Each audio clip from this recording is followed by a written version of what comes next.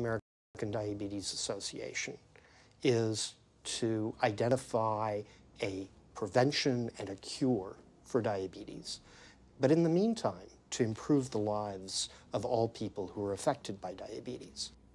And what's the best way to prevent this? For type 2 diabetes, it's unclear.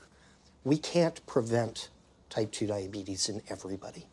When we're doing the research, we came across a lot of studies that said that you actually could potentially cure or reverse diabetes with a purely plant-based diet. I don't believe there's sufficient evidence to demonstrate that. How does it compare to the ADA diet that you recommend? We don't recommend a specific diet. We recommend healthy eating. The one that's on the website. We recommend healthy eating. Do you have a whole list of exact day-to-day, the meal plan, the whole meal plan? All they are selections of foods to consider.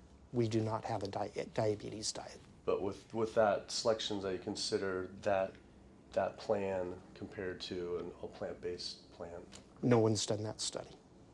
We found actually some studies, that a 74-week study found that low-fat vegan diet versus the ADA plan in type 2 diabetes. I think we're done here. I'm not going to get into an argument about. Oh no, I was just wondering the studies of if this is true or if it shows that. Or Any diet works. Any diet works if people follow it. But if it's a diet that's not the proper diet, like if anyone follows a diet that they eat I can't tell you what a proper diet is. I can tell you what an improper diet is. So then we can talk about the good diets. I'm not sure why. I'm not going to get into that. Into diet? No. Why If that's where you want to go with this, I'm sorry, I'm not the person that you should be talking to. And why is that though? If that's what you want to get into, I'm not the person you need to be talking to. Who do we talk to about diet? You can talk to anybody you want.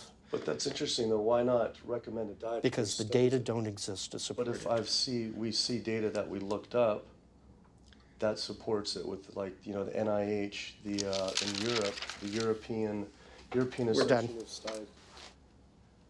We're done.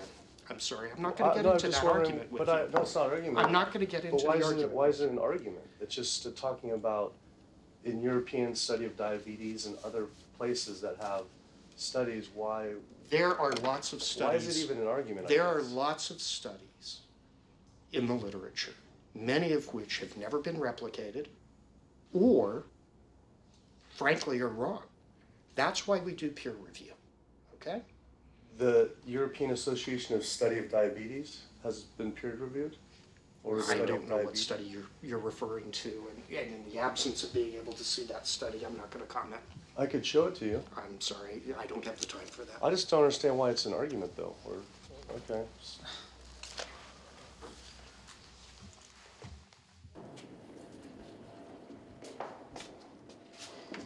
That was interesting. What he wanted to talk about was people living longer with diabetes. But once you mention eliminating diabetes or prevention, oh, whoa, now you cross the line. Prevention and cure, whoa, let's not go there. Not only did Dr. Ratner, the chief medical officer of the American Diabetes Association, not want to talk about diet, but the fact that he had such an emotional reaction to my question made it feel I was digging into something that he didn't want uncovered. I had always thought there was no prevention for type 1 diabetes, but then I did research and came across countless studies referencing the link between exposure to dairy at a young age and type 1 diabetes.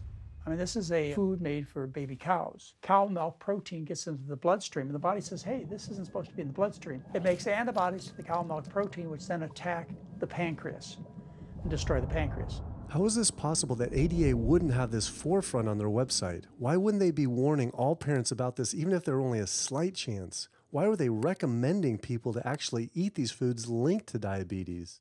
It seemed all of the large health organizations were encouraging people to eat the very foods linked to the diseases they're supposed to be fighting against. American Heart Association promoting beef, American Cancer Society promoting processed meat, pink ribbons on dairy products, and bacon-wrapped shrimp on American Diabetes Association.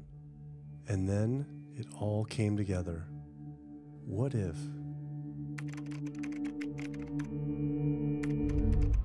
And there it was. The American Diabetes Association was taking money from Dannon, one of the world's largest dairy yogurt producers, Kraft Foods, makers of Velveeta processed cheese, Oscar Mayer processed meats, Lunchables processed kids meals, and Bumblebee Foods, makers of processed canned meats.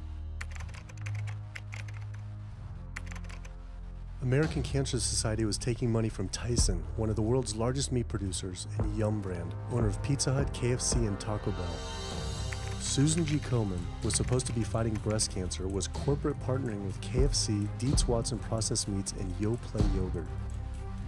And the American Heart Association was probably the most disturbing of all, taking hundreds of thousands of dollars from the beef industry, poultry, and dairy producers, and millions from fast food and processed food manufacturers. Every single one of these organizations was taking money from meat and dairy companies that are associated with the causes of these diseases. This would be like the American Lung Association taking money from the tobacco industry. I was sick of